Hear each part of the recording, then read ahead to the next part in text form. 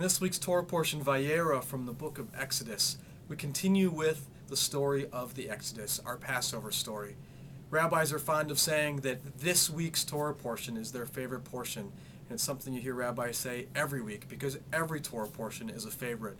But as we go through these stories, this retelling of our story, of our Exodus, of becoming Israelites from slaves in Egypt, I can't help but think this truly is my favorite Torah portion. It begins Vayera, that God appeared to Moses.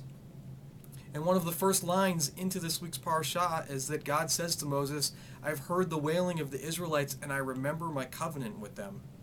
Many people have taken issue with this line in our text. How is it that God forgot our covenant? How is it that God had to be reminded by the wailing of our people?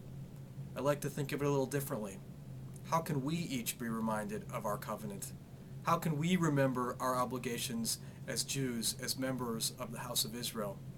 And so just as I feel inspired each year when we sit around the Passover table and think about our freedom and our obligations to provide freedom for everyone, to make sure that everyone has the comforts that we do, I take that same notion from this week's Torah portion. I am reminded of my covenant with God, and I hope you will be too.